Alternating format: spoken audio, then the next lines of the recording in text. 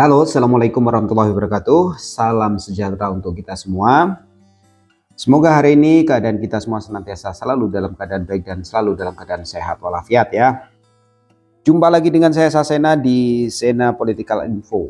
Pendaftaran pilkada serentak telah ditutup ya.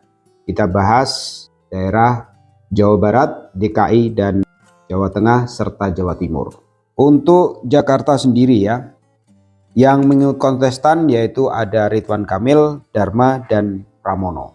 Ini 3 pasangan ya, dimana di situ Ridwan Kamil bersama Suswono, Dharma bersama Kunwardana, dan juga Pramono Anung bersama Rano Karno. Sedangkan Anies gimana? Anies sudah dinyatakan gagal ya, tidak jadi calon gubernur DKI Jakarta untuk kedua kalinya. Nah, membahas tentang Pak Anies ini ya. Jadi pertama dia ingin dicalonkan oleh PKS dengan syarat mencari tambahan suara saat itu ya. Tapi ambang batas waktu yang diberikan ternyata belum berhasil juga menggait partai politik untuk melengkapi ambang batas suara karena saat itu masih menggunakan ambang batas 20%. Dilanjut PKS justru bergabung dengan Kim ya. Jadi Kim Plus. Harusnya PKS ini berdiri sendiri, tidak buru-buru bergabung dengan Kim, dia bisa mencalonkan sendiri tanpa membebani Pak Anies untuk mencari koalisi partai saat itu ya. Sekarang perwakilan dari PKS mendampingi Ridwan Kamil sebagai cagup yang diusung oleh Kim Plus. Selanjutnya Pak Anies ini sendiri mendekati PDIP ya, berharap saat itu untuk diusung dari PDIP. Tapi ternyata setelah melakukan pendekatan secara intens ya bisa dibilang seperti PHP ya. Kayaknya sudah semangat betul mau disandingkan dengan Rano Karno ya sebagai wakil gubernurnya. Ternyata kejutan terjadi. Pramono Anung yang diusung oleh PDIP. Padahal secara elektabilitas Pak Anies ini mendominasi ya di Jakarta. Begitu menakutkankah seorang Anies bagi lawan-lawannya sehingga ada rumor atau ada isu ya memang sengaja dijegal. Benarkah demikian? Oke, selanjutnya Anies Baswedan ini katanya ditawari menjadi cagup Jawa Barat, tapi Pak Aniesnya menolak. Nah, ini tanda tanya juga, menolak atau ditolak ya. Kita nggak tahu persis. Tadi Pak Syahrini udah cerita, jadi saya ingin sampaikan terima kasih teman-teman sudah standby sampai berapa nih jam? Dini hari. Terima kasih. Anies Baswedan dipastikan tidak maju di pemilihan Gubernur Jawa Barat 2024. Ex-Gubernur DKI Jakarta itu menolak tawaran dari PD Perjuangan. Anies kemudian menemui awak media pada Jumat 30 Agustus pukul 12:10 waktu Indonesia Barat dini hari. Ia tampak mengenakan kemeja berwarna biru tua dan berkacamata saat ditemui di pintu rumah tim operasionalnya di Jalan Brawijaya 10 Jakarta. Anies Baswedan didampingi juru bicaranya Syahrin Hamid serta para staf pemenangannya. Kedua mata Anies Baswedan tampak berkaca-kaca ketika diwawancara. Saat ditanya terkait kondisinya, Anies pun tersenyum seolah memberi tanda bahwa dirinya baik-baik saja.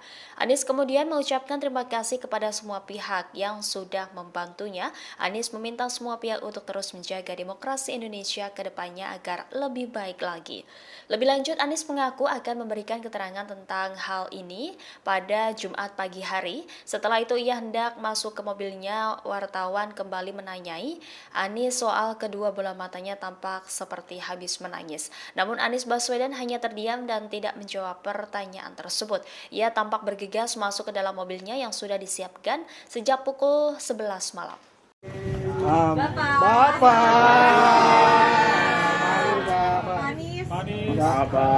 Cari-cari se-Indonesia, Pak. Udah pagi, Pak. Minta penjelasannya terkait dengan alasan Untuk ini Pak. Tadi Pak Syahrini udah cerita. Jadi saya ingin sampaikan terima kasih teman-teman sudah standby sampai berapa nih jam? Dini hari. Terima kasih. Besok saya akan sampaikan penjelasan lengkap ceritanya dan teman-teman tunggu aja besok. Tapi malam ini saya ingin terima kasih buat semuanya yang sudah ikut standby, ikut memikirkan, ikut memperhatikan. Ya. Besok Itu lokasi aja. dan tempatnya dan Nanti kabarin. jamnya. Kabarin. Pokoknya nanti dikirimin semuanya, kabarin ya. Kalau Gitu ya. tadi ada sedikit katanya aspirasi Jakarta itu lebih dekat diterima Bapak ketimbang Jabar. Sementara Jabar sendiri itu tidak ada aspirasi, itu gimana ceritanya Pak? Besok semuanya sudah ada.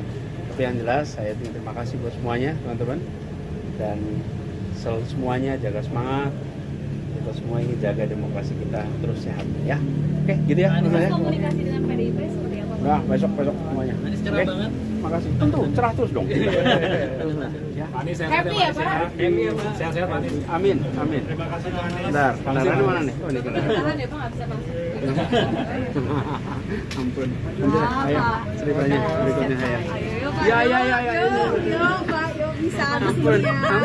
Itu tadi sekelumit untuk Pak Anies. Nah, saran untuk Pak Anies buat dari saya pribadi ya, agar karir politiknya tidak meredup, saya menyarankan sih gabung kepada Partai Gerindra. Karena apa? Saya sarankan seperti itu karena Pak Prabowo ini seseorang yang terbuka dan tidak baper dan tidak pendendam.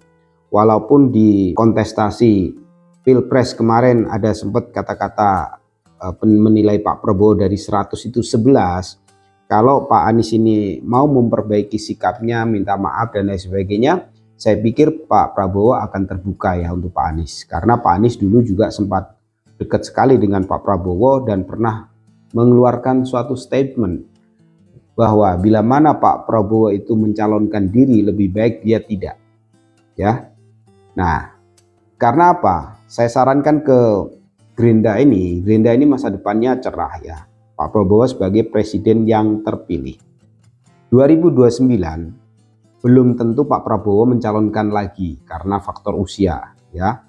Karena bagaimanapun faktor usia itu mempengaruhi daya ingat, daya pikir ya. Ya walaupun ketahanan orang beda-beda. Tapi prediksi saya mungkin beliau hanya ingin membuktikan bisa menjadi seorang presiden yang baik. Ya kita nggak tahu ya, kita tunggu 29 nanti apakah Pak Prabowo akan mencalonkan lagi atau tidak.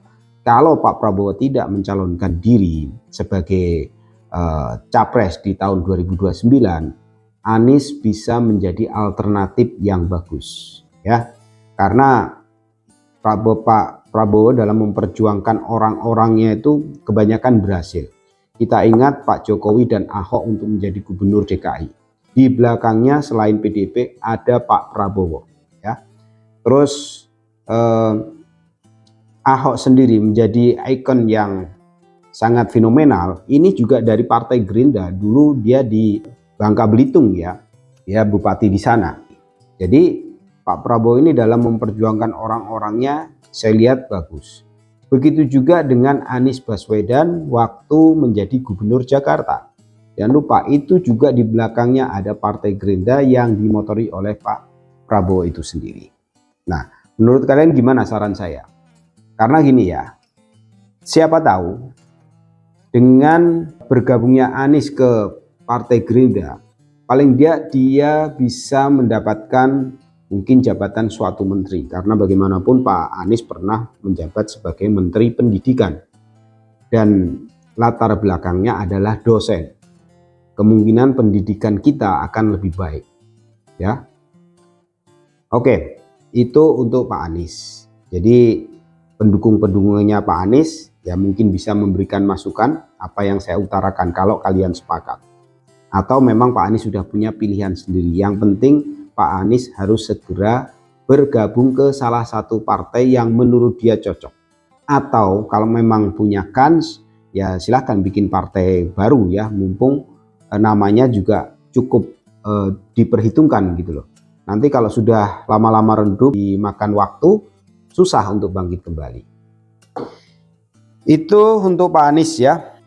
Oke, selanjutnya kita bahas di provinsi besar lainnya di Pulau Jawa ya. Di Jawa Barat ini ada 4 calon di Jawa Barat. Ada Dedi ya dari Partai Gerindra, Kang Dedi Mulyadi. Terus juga ada Ahmad Syaiqo dari PKS, Aceng dari PKB ya. Terus JJ Wiradinata ini dari PDIP. Ada 4 calon yang akan berkompetisi di Cagup Jabar. Ini kemungkinan bisa saja 2 putaran. Atau ada salah satu calon yang mendominasi, katakanlah Kang Deddy Mulyadi ya, karena ini juga seorang YouTuber, mantan Bupati Purwakarta juga, dan namanya cukup tersohor di kasus Vina. Ini banyak masyarakat yang mengenalnya, tapi kita lihat aja nanti ya, karena biasanya sesuatu begitu cepat berubah, elektabilitas itu juga cepat berubah, begitu pencoblosan bisa saja ada kejutan-kejutan. Sedangkan untuk Jawa Timur ini antik ya, karena tiga-tiganya perempuan calonnya, ada Khofifah, ada Risma, dan Lulu. Nah, Khofifah ini diusung oleh Kim, sedangkan Risma diusung oleh PDIP, dan Lulu diusung oleh PKB. Sedangkan untuk Provinsi Jawa Tengah, ini hanya ada Pak Ahmad Lutfi dan Andika Perkasa. Dua-duanya jenderal ya. Untuk Pak Ahmad Lutfi berbintang 3, Komjen, sedangkan Pak Andika adalah mantan Panglima TNI ya, berbintang 4, tapi mereka nanti sudah pada purnawirawan ya. Untuk Pak Andika usianya 59, sedangkan Pak Lutfi usianya 57. Saat ini belum pensiun, tapi katanya akan mengundurkan diri dari kepolisian. Pak Ahmad Lutfi ini kan belum lama ini sebenarnya menerima kenaikan pangkat ya, dari Irjen menjadi Komjen. Kok dia milih terjun ke dunia politik dan langsung menyalonkan sebagai gubernur? Kira-kira alasannya apa? Kalau orang awam lihat ya, naik pangkat jadi Komjen, ditarik ke pusat, siapa tahu jadi Kapolri. Tapi mengingat usianya mungkin ya, nggak berapa lama lagi, paling hanya menjabat beberapa tahun terus pensiun. Setelah itu mau masuk ke kancah politik harus nunggu 5 tahun lagi. Nah, tahun 2029 mungkin ini kesempatan, mumpung nama dan pamornya di Jawa Tengah cukup bagus ya, elektabilitasnya sebelum ada calon-calon lain tuh sempat menembus angka 60%. Kita lihat, karena Pak Lutfi ini didukung oleh banyak partai ya, Kim Plus. Sedangkan Pak Andika ini notabene dari PDIP itu sendiri. Oke, itu info dari saya. Kalau kalian punya pendapat tentang hal ini ya, tentang Pak Anies, tentang Pak Andika, tentang Pak Lutfi, tentang Ridwan Kamil, Khofifah, dan lain-lain, silahkan. Kira-kira di provinsi-provinsi ini siapa yang akan menang? Oke, sedangkan untuk Provinsi Banten kelihatannya cuman ada 2 pasang ya, yaitu Airin dan juga sama Andra Soni. Apakah ada perkembangan lain? Kita belum cek ya. Itu dulu dari saya. Silahkan kalau ada komentar, tulis di kolom komentar. Kurang lebihnya saya mohon maaf ya. See you next time. Assalamualaikum warahmatullahi wabarakatuh.